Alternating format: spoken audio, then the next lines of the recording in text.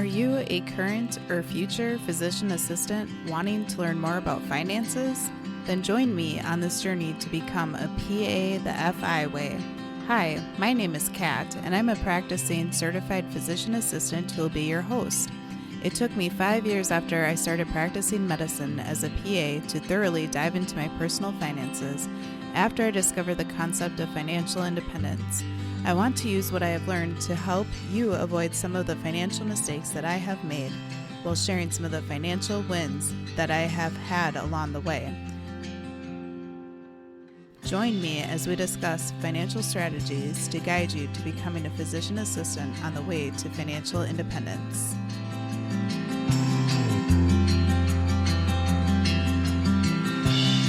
I am so excited to dive into today's episode. But before we do so, a quick word from our sponsor. Deciding how and when to pay off student loans is not an easy decision for most. Many of you are feeling weighed down by your mortgage-sized student loans and are asking yourself, how did I get into this mess? Student loans contribute to stress and burnout for PAs, as well as other high-earning professionals.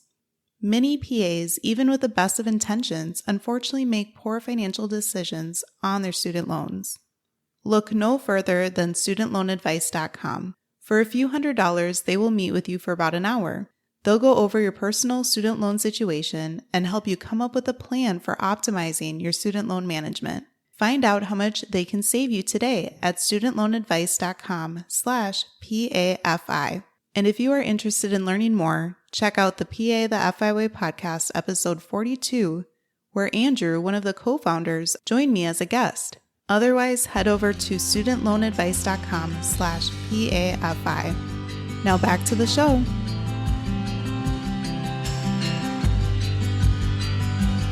Welcome back, everyone, to the PA the FI Way podcast. I'm your host, Kat, and I'm so excited because on today's episode, we have two special guests joining us.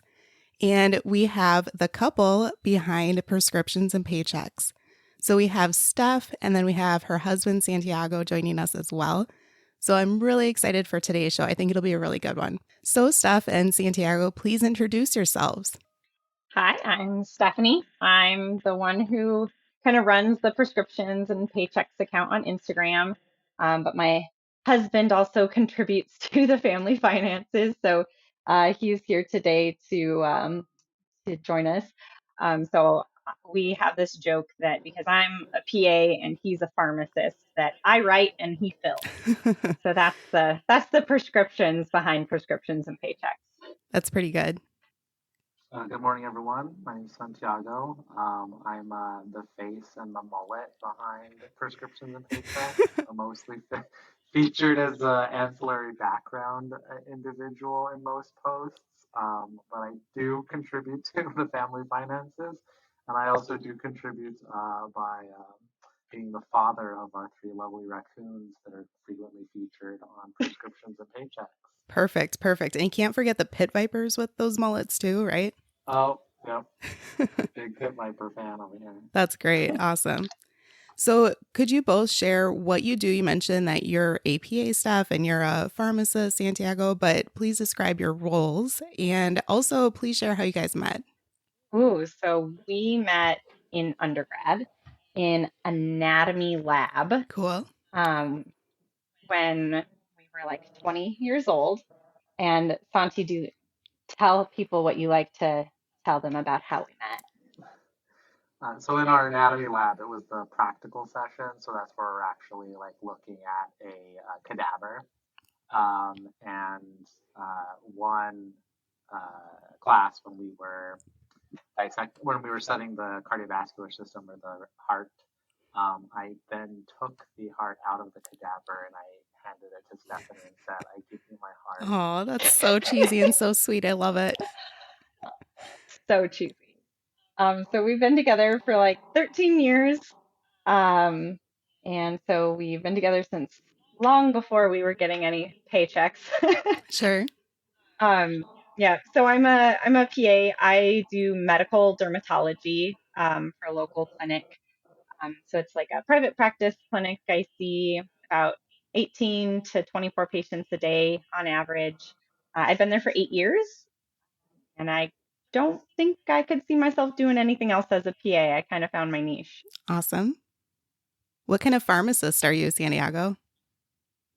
I also found my niche in the field of pharmacy right after school, just like Stephanie. So I do what's called managed care, which is working with and for insurance companies, Sure.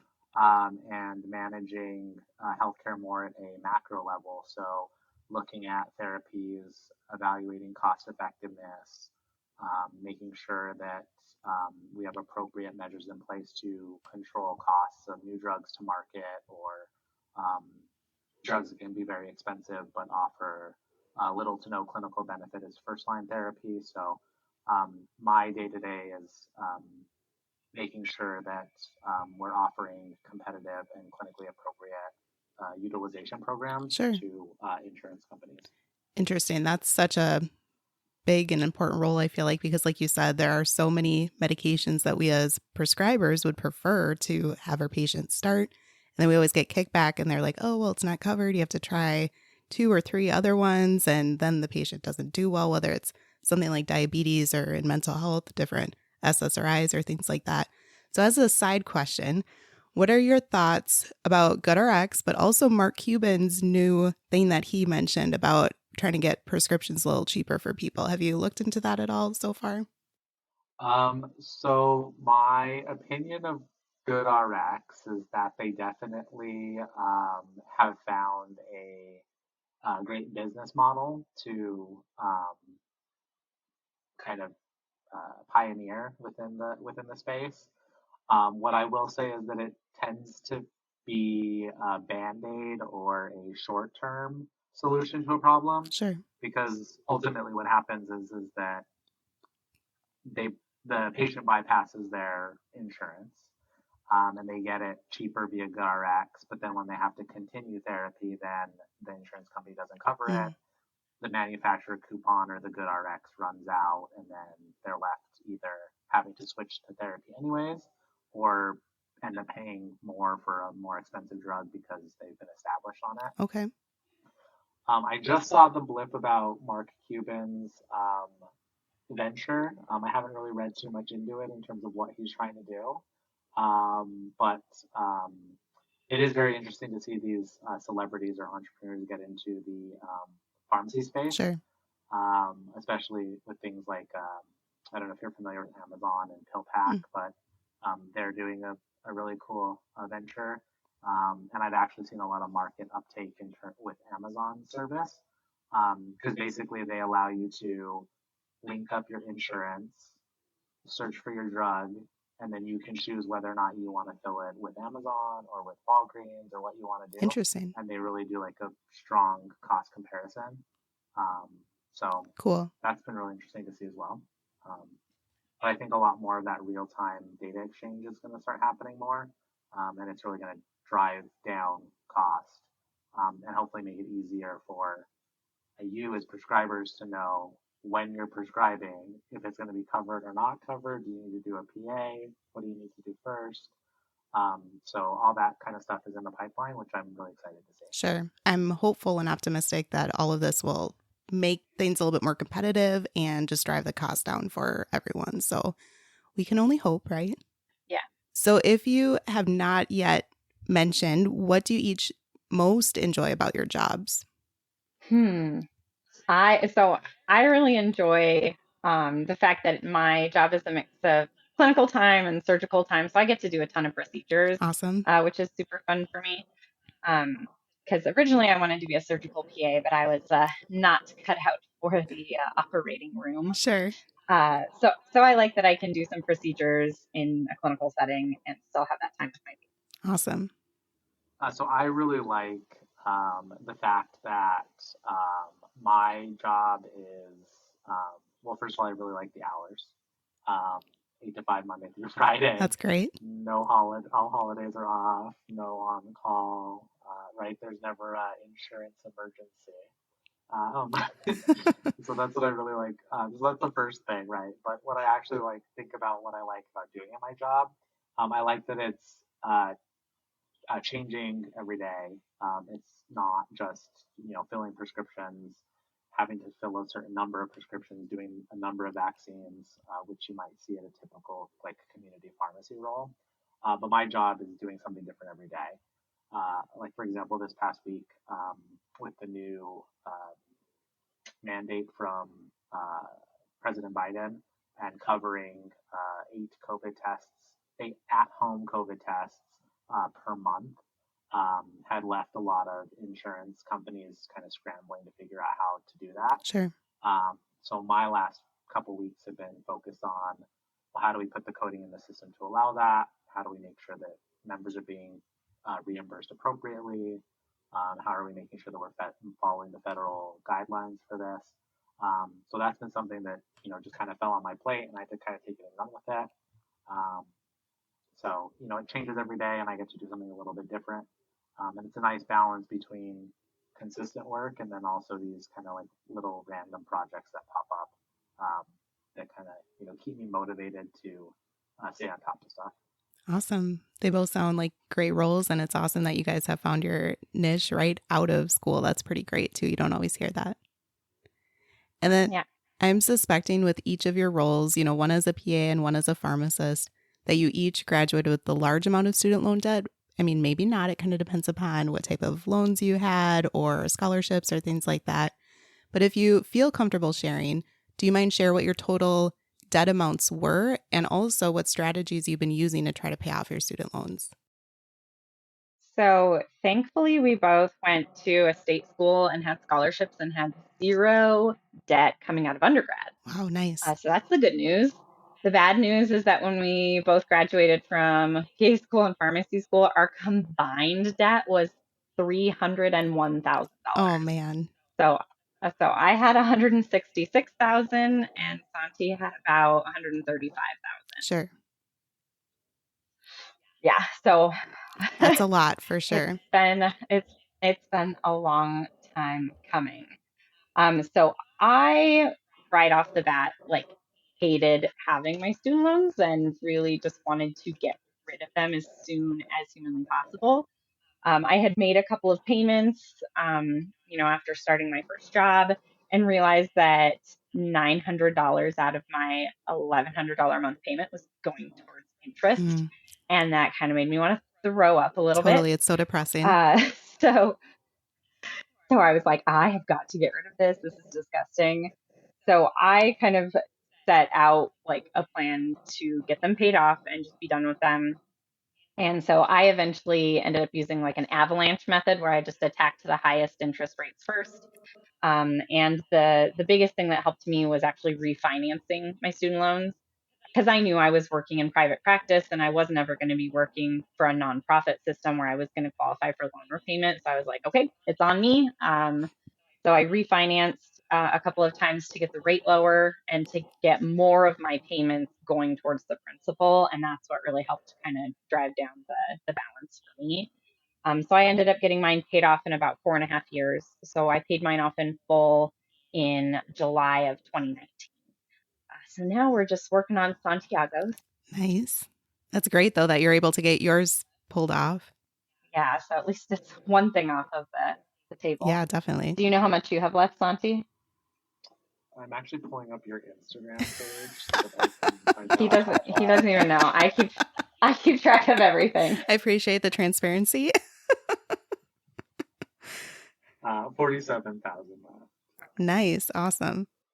according to her most recent bio and her Instagram. Sure. Well, thanks for checking on that for us. We appreciate that. That's great. Cool. So did you guys both end up refinancing then and just kind of buckling down and just start trying to make bigger payments maybe a little bit more quicker? Yes, and I would say that I had a very similar outlook to Stephanie at kind of the beginning, but then with the most recent action at the Federal Reserve level and my variable interest rate dropping really significantly, paying off my student loans dropped down a little bit in priority. Sure. Because the interest rate is so low that I can do things like invest more heavily in my portfolio, which is going to make a larger return for me than focusing on paying off the loan that's accruing interest at 1.9% or something like that. So I would say that I ended up shifting significantly from focusing on paying off my student loans to paying them off, making extra payments, but more so pushing my disposable income to investments. That's awesome. That's where I've been lately as well, where my loans are still dragging, unfortunately, because I was not financially literate right out of PE school. But I'm overpaying, but at the same time, still not in a giant rush and would rather funnel more money towards investing because of the interest rates. So I definitely agree with that. But it also depends upon your views and your perspective and your goals, right? Some people just absolutely hate debt. And if that's the case, go ahead and pay off those loans as quickly as possible if that's what you'd like to do. Yeah. And I was also fortunate because the interest rate on some of my initial pharmacy school loans, because I started graduate school before Stephanie, were significantly lower than hers. Sure. Like I think when you finished PA school, some of mine were as high as 8.9%. So yeah, some of my unsubsidized loans were just crazy. And I think my highest out of pharmacy school before I consolidated and refinanced was maybe 3.5. So my loans also accrued a lot less interest while I was in school. Sure. Interesting. So how did you guys learn about financial independence, and then what drew you to the FI movement? So I was introduced to it because I don't know, one day I was just scrolling through Instagram and I saw all these pages where people were paying off their student loans. And I was like, cool, that's what I'm trying to do. And so I started following these pages of people paying off their student loans. And then I found that there was this whole debt-free community. Sure. So I got really kind of pumped on that and just kind of gradually got introduced to the concept of financial independence.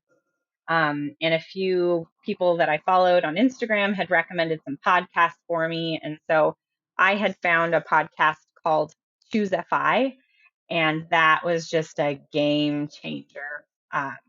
That's definitely kind of kept me going down a rabbit hole.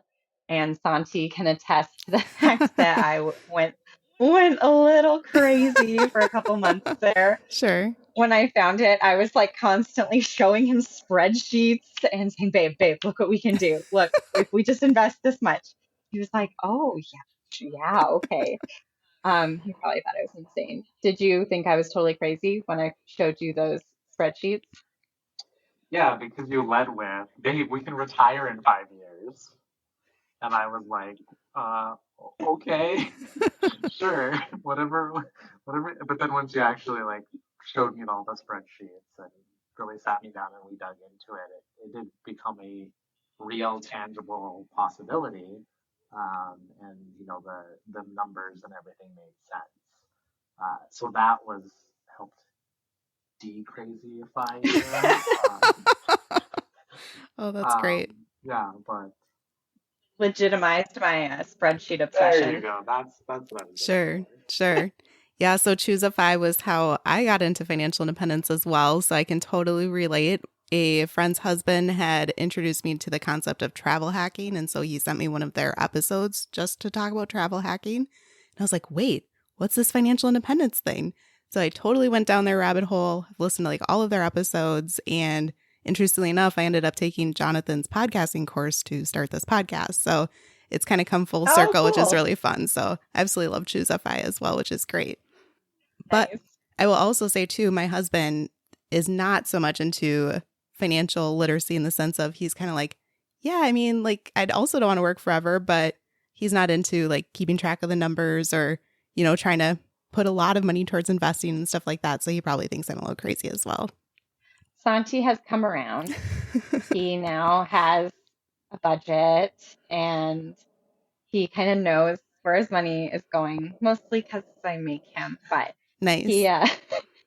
You've taken some good initiative. And we've always kind of considered ourselves to be good with money Sure. just because we never ran out of money at the end of the month. But it's nice to be a little bit more intentional with it these days. For sure. That's so important. It's Yeah, so easy to have lifestyle creep pop up. yeah. And I would say that my parents were or my dad primarily was very financially literate and very focused on teaching me to be as That's well. great.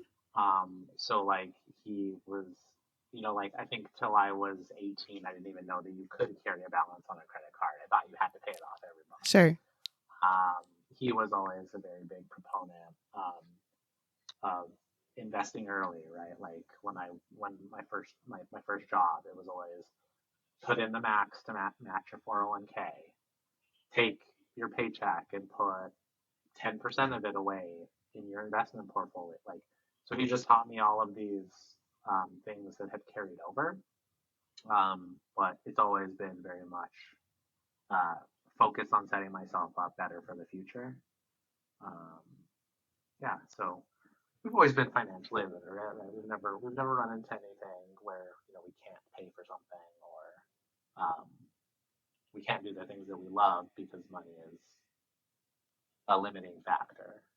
And that's just kind of the privilege of having a multiple six-figure salary family. Sure. Yeah. Yeah. That's great that you guys are in that space and that you had that background with your dad teaching you those principles when you were early. So I think that's great that you had that foundation and were able to build upon that with learning about the FI movement. So what parts of the FI movement attracted you guys? Like, why are you pursuing financial independence? I think the main thing is just being able to spend your time how you want. And I personally didn't really hop on board for the like, oh, I've got to get out of this like corporate grind. Like I really like my job. I enjoy going to work. I enjoy seeing my patients.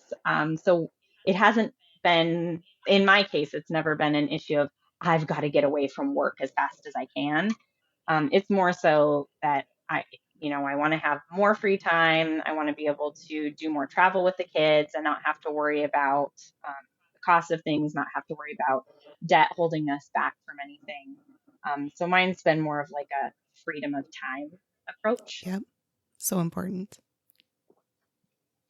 Yeah, I would say that the biggest thing for us is that we're not running away from anything, right? We're not running away from our jobs. We're not running away from, like Stephanie said, the corporate grind or anything like that. But instead, we're running to a future where work can be optional, or it can be part time, or it can be seasonal while the kids are in school, and allow us to spend our younger years when we can actually do a lot of stuff um, and be more active how we want to, instead of having to wait till we're older and the kids are gone, or it's harder to get the family together to do stuff. So that's really what attracted us to the movement. Great.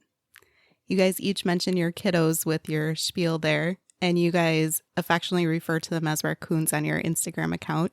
How did they get that nickname, and how has your wealth building strategy changed since having kids? Oh, how did we come up with raccoons? They're just wild. They're just feral. Um, They're legitimately feral. they are feral. I don't know. It's just that's what I associate with a feral animal. It's just a raccoon. They're getting into your like they're wild. Sure. So so I mean, definitely a lot of considerations when having kids. A lot of people find that children are expensive.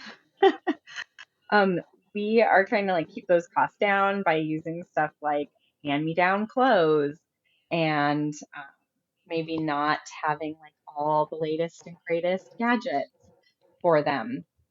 The one thing that was a huge cost was having to buy a Suburban to fit them all in. Sure. Um, and between having the kids and bro pair, like we have to have a huge car.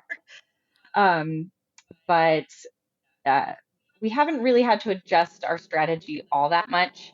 Um, we're really focusing on having enough money in our retirement accounts to be able to help the kids with stuff, to be able to help with any big projects or travel or college, but we're not specifically setting money aside for them for college. Sure. And I think that tends to be a big expense for a lot of parents is like funding their kids' education.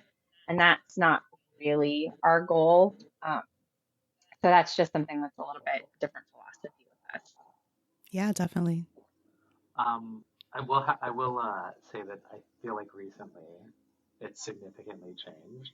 So I'm going to take a little bit of a exception to what Stephanie just said because I never thought that I would be um, setting up my last will and testament and a trust at the age of 35. But that's what we've been doing for the last week or so, Sure. which I think is a very important thing for us to do to make sure that everything is secure and being spent in a way that is in a manner consistent with the values that we have and what we would expect and what we want for our kids, whether or not we're here or not here. So there's been that. But like Stephanie said, right, it hasn't really changed our FI track at all much. And we've done, you know, we've also done things like um, our oldest is in public school, and we caught a little bit of flack from our parents for not putting him in a private school and really doing all that. But we really didn't feel like it was in the best interest financially to send them to public kindergarten, where you know um, it may not be for them, and it may not be the best use of our resources to just have them go to a public school for the sake of going to a public school at kindergarten Right. or private. Sorry, yeah, but those are just some things that we have done. And then, like Stephanie said, we took on a lot of debt to go to school, um, and I think it was a lot because we felt like that was what you were supposed to do. But now, looking back, there's a lot of opportunities out there where you don't have to go to school for 9 years, 8 years, take on a ton of debt to make a six-figure salary, right? There's a lot of other options. And there's also a lot of other options where you can make less, but you can start considerably earlier and be just as financially fit at the age of 35 as a doctor or someone else. So those are all things that we have come to realize. So education isn't a must for our children, but we want it to be a choice for them. Right. In terms of like a traditional college Yeah. type of thing. Yeah, definitely. I'm definitely a firm believer that there are so many ways to make a lot of wealth that you don't have to go to school if you don't want to. But then there are so many other roles and different types of jobs where you don't have to go to school and still make a pretty decent income if school is not your thing. So my husband is definitely not a school person. So he, just would not do well trying to go to school and go into a bunch of different student loan debt and build all of that and just wouldn't thrive in that. So everyone is so different. And I think that it's important not to try to push college on anybody and let them make their own decisions. So I completely agree with that. Do you guys mind sharing a little bit about the process of how it's been going with setting up your own will and trust and all of that? If you don't mind just touching on that, just because I'm curious. Oh, sure. So we are using an estate planning lawyer. Okay. I know that there's services online where you can do it, but we kind of want to have a professional do it for us because we're really just not super familiar with it. And yeah, we could put in the legwork and look up all the legal stuff, but in terms of like our time being valuable, we just decided to go with a professional. And it was actually someone that one of my followers on Instagram recommended. Nice. So that ended up being a nice recommendation. So she's been super, super helpful and just going through everything with us step by step and making sure that we're having all the right provisions in place. So we've just been doing a series of meetings with her where we kind of look at stuff, we can adjust things as needed. And then once we have everything signed, she's going to be following up with us annually to make sure that if we need to make any changes to like beneficiaries or to for like guardianship issues with the kids, that those are getting updated annually. So I kind of like that it takes some of the pressure off of us to remember to do stuff. Like she's actually going to reach out and make us do it, Yeah, that's great. which is nice for accountability. For sure. That's awesome. Well, we've learned so much in those meetings. Like stuff that I would have never even considered or thought about when if we were doing it ourselves, and it would have taken a lot of time. And another great benefit to having someone, at least at the professional level, look at it for you, but also look at it continuously is she'll do things like monitor for changes to both state and federal law that would impact our estate in the future.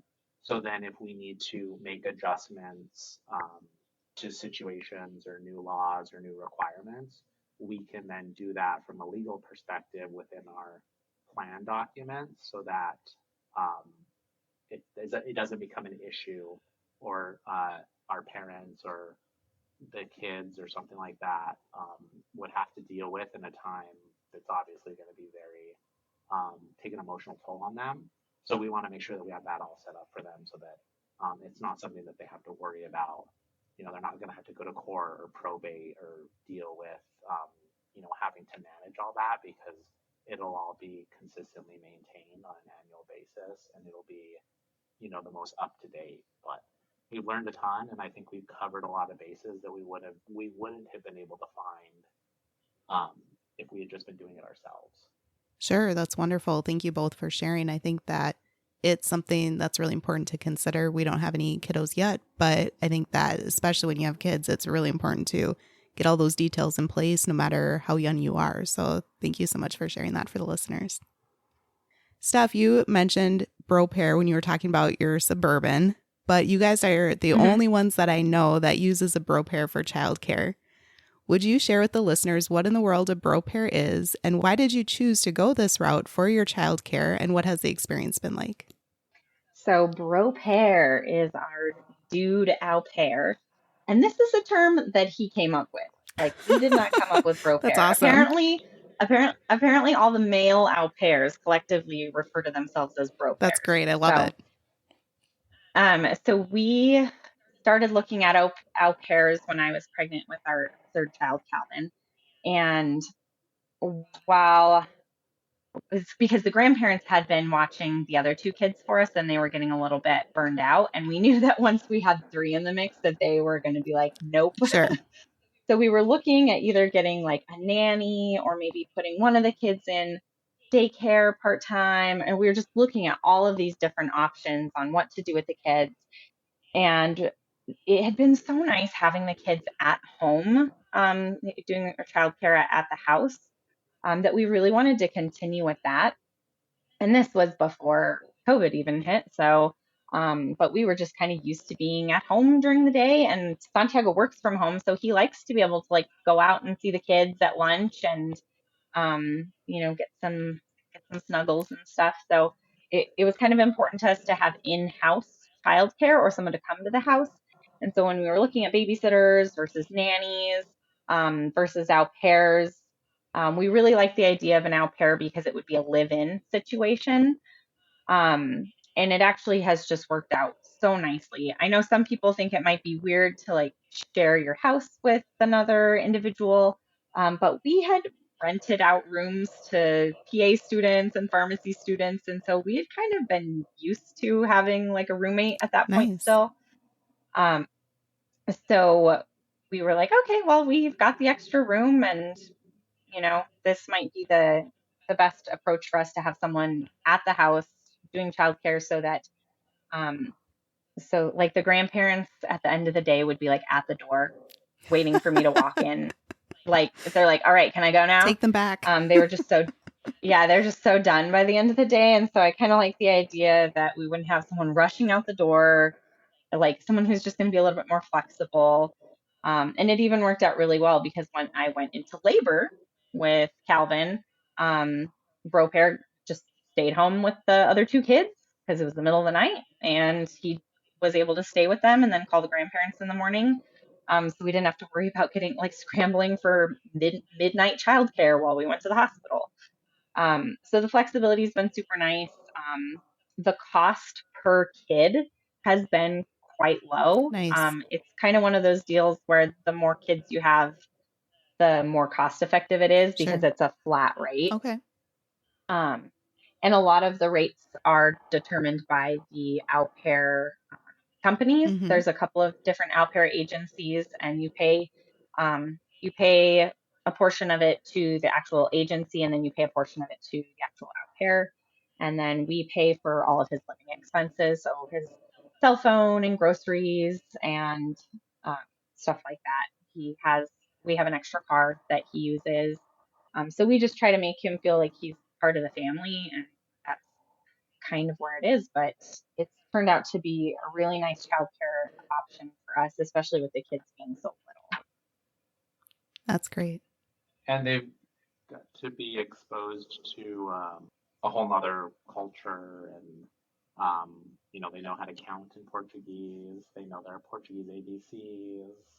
Um, so it's been great for them to get that cross cultural exposure. To the point where I think our oldest, Bruce, has said that he wants to go live in Brazil. That's so great. So it's been nice for them to get that exposure as well, but also to have that solid foundation for childcare that we really needed and continue to need. Sure. I just have a couple more follow-up questions just in case the listeners aren't very aware, and a little bit because of my ignorance. But are all au pairs international students or international people? And then when they come and live with you, are they students as well? So kind of a combination of both. So au pairs are kind of like foreign exchange student nannies. Okay. So through the au pair programs, they are actually required to take a certain number of like hours of classes. So Broker has taken like some computer coding classes and stuff through the local university. Cool. So they're required to take classes while they're here. And then the goal of the program is really to be like a cultural exchange. So they're here basically just to provide childcare. They do some learning and then they do some traveling. But they have a special au pair visa. So they're kind of limited in what they can do on their visa. Okay. Interesting. Yeah, the program is all run through the United States State Department. So they oversee the visa and the procedures, and they also specify the requirements around credit hours, stipend, that kind of stuff. Cool. Well, thank you both for sharing your experiences, because we've just kind of briefly talked to people about childcare or looked into some of the options, and it seems overwhelming and it seems astronomically high. So it's good to know that there's this other alternative option out there for people to look into. Yeah. Yeah, and the company does extensive background checks on them.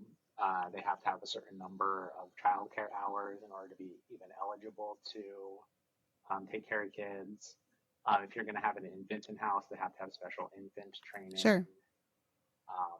Yeah, so we felt really comfortable about it, and the cost and everything just fit really nicely within our plan. That's great.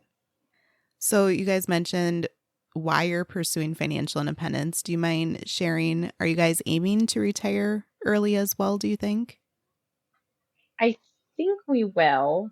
It's hard to say though, especially with like health insurance costs and stuff like that. So we've kind of gone back and forth between are we going to fully retire and just be done, or if we're going to maybe do like part-time work just to keep our skills up. So we haven't really decided yet, but with the trajectory that we're on, we could both fully retire and hit our FI number in about 5 years. Wow, that's amazing. Congrats on that.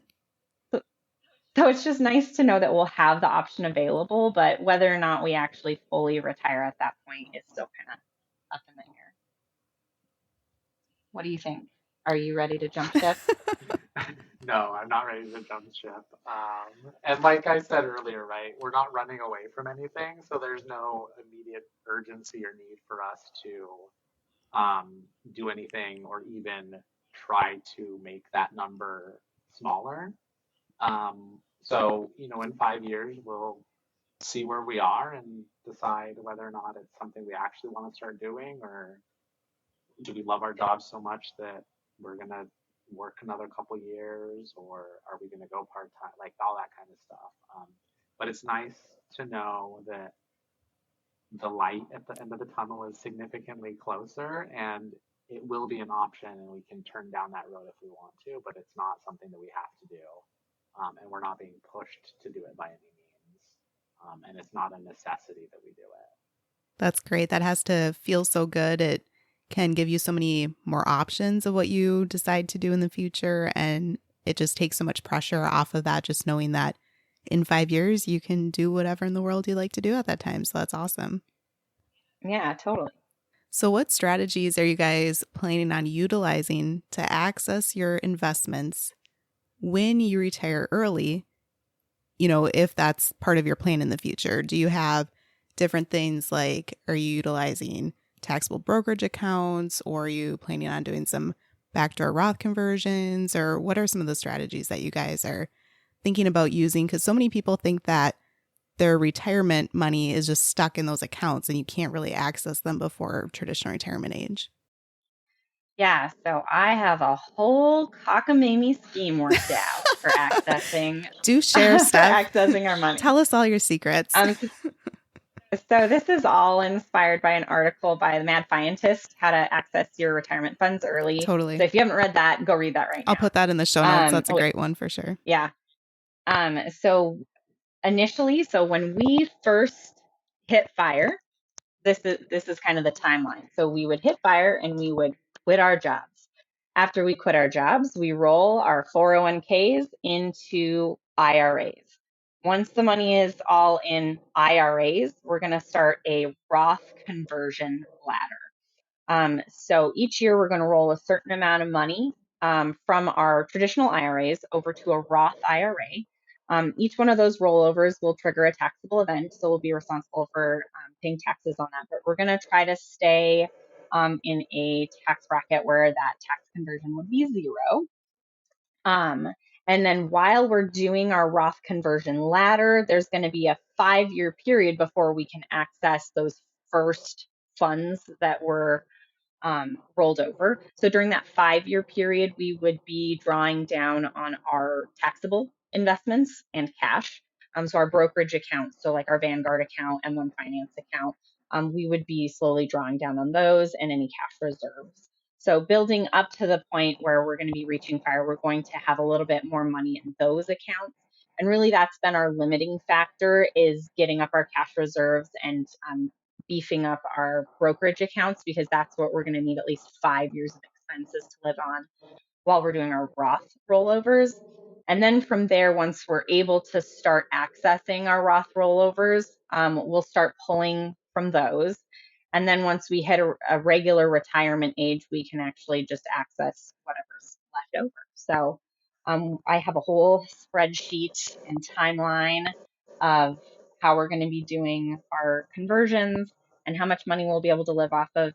But we're anticipating a retirement income between $80,000 and $100,000. Nice. And with the standard deduction, that should keep us under the point where we would have to pay taxes on our Roth. That's great. Thanks for explaining all that stuff. I think that was a really great overview of that. And I'll, like I said, put that link to the Mad Scientist article in the show notes, because he walks through that as well. And it really shows that it's not true that you have to wait till 65 or even in your late 50s to access some of your retirement accounts if you do want to retire early. So I appreciate you sharing that. Yeah, of course. And actually, like on that article, he actually shows like a little graph showing that even if you were to like pay the taxes and the 10% fee to access your accounts early, like sometimes you still come out ahead because of the tax-free growth. So I thought that was really cool too, where it's like, hey, even worst case scenario, if you need to like access your funds, just access them and pay the fine. Nice, nice. So it's nice to know that we have multiple options. Yeah, for sure. So is Santiago on board with this, or does he just let you do your thing stuff and is like, okay, sure, that'll make sense and we'll just go ahead and do that? No, I'm totally on board on that. Great. And after I dug into it and read a little bit more, like I was skeptical at the beginning, right? I'm like, no, I can't touch my 401k money until I'm 65. And that's just the rule. That's the law. Right? That's what everyone But then, thinks. right, exactly. So, reading it, doing my own research, etc. Um, definitely put me on board for this. And then, being able to put more money in my stock account will allow us to have that flexibility, right? To be able to afford to take the time during those 5 years to do the conversion, the rollover, not be subject to the penalties, even if we would come out ahead, because nobody wants to pay taxes or penalties, right? So if we can avoid it, we can avoid it. And so it's been great to be able to see that we're set up for that success ladder. Yeah, that's awesome. Congrats, you guys. I'm super excited for you. You guys are a bit further ahead than we are, so I'm really excited to see you guys do that in the future and maybe share some tips when you are in that process as well. So thank you. Yay. Do you guys have any pieces of advice for the listeners that we haven't covered so far on today's episode? We've definitely talked about a lot of different topics, but is there anything else that you guys wanted to share? My biggest piece of advice is to just do something. A lot of people just get really afraid to start making changes to their finances, or they think that they're not smart enough, or they can't do it, or they can't figure it out. But my biggest advice is to just start and kind of figure it out as you go along. There's just so many good free resources on the internet, or DM me.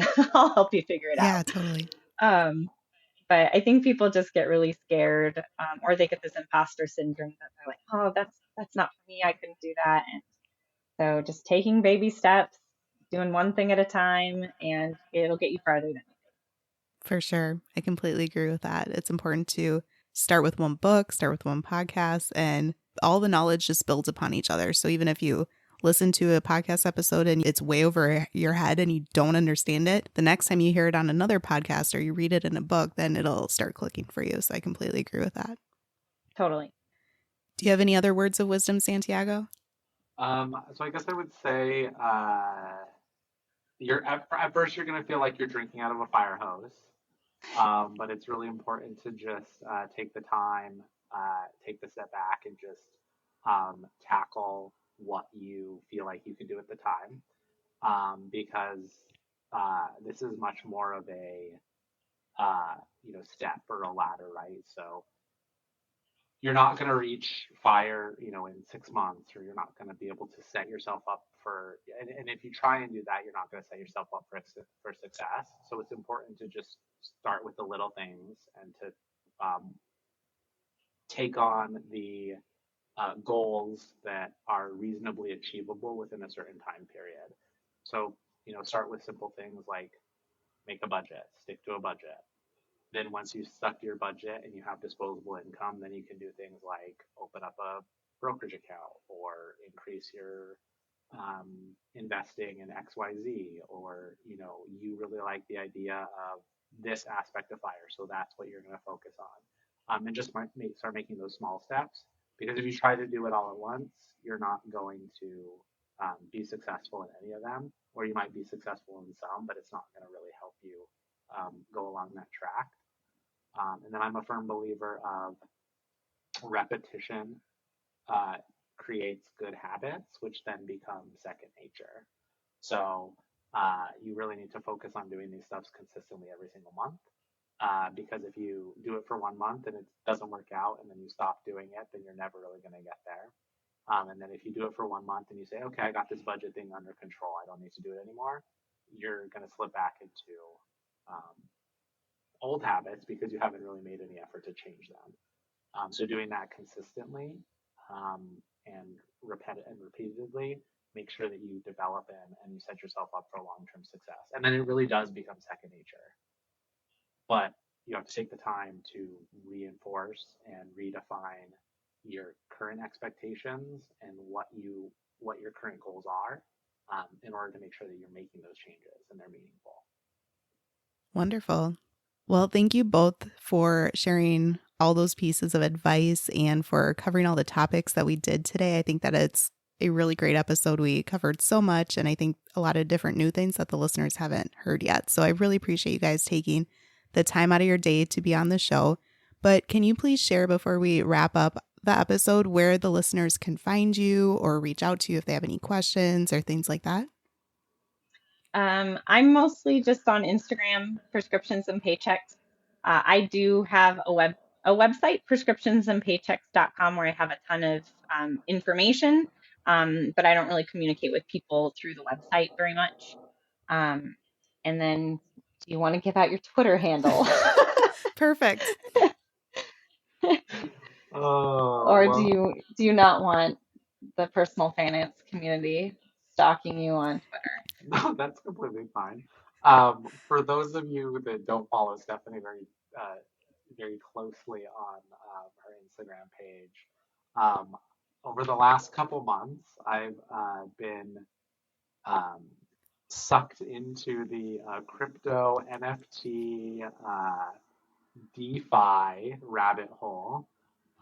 So I've been investing in NFTs, investing more in cryptocurrencies, and I've actually have won quite a few contests, and won free NFTs, etc., from some of the projects that I'm involved in, which has caused me to start a Twitter account that's called Mullets and NFTs. Cool. Yeah. So you guys can find me there if you have questions about NFTs or cryptocurrency. It's something that I've started learning a lot. And especially in that space, you learn a ton right off the bat. So even though I've only been in it for a couple months, I feel like I know a ton.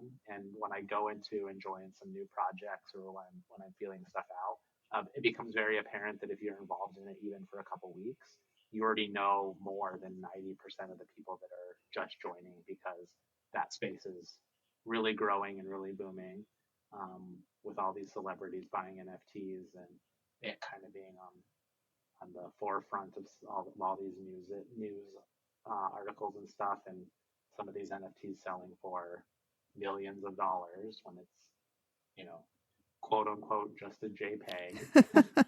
Yeah, we're not rich on NFTs yet. But he's trying. Soon we will be. Soon. Yes. Yeah. So, Santiago, whenever you feel comfortable, you guys are more than welcome to come back and do an episode on NFTs and cryptocurrency, and we can go down that rabbit hole on the show if you are interested, because I was just thinking the other day, there's just so much more new information about this, and I don't have very much knowledge on it at all. So you guys are more than welcome to come back as guests and talk about that in the future. Awesome. Yeah, if you want to poll your listeners, and if that's something that they'd be interested in, I'd be more than happy to do one with you. Perfect.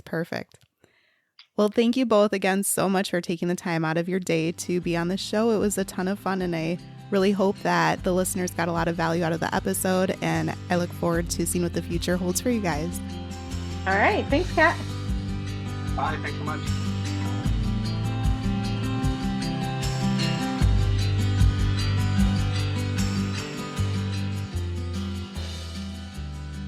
Thank you for tuning in, and I hope that you decide to continue to join me along this journey of becoming a PA the FI way. Please take a moment to press the subscribe button on the platform that you are listening to this on, but more importantly, consider sharing with another current or future PA that could benefit from the information that we reviewed in this episode. Take care and have a great rest of your day. Until next time.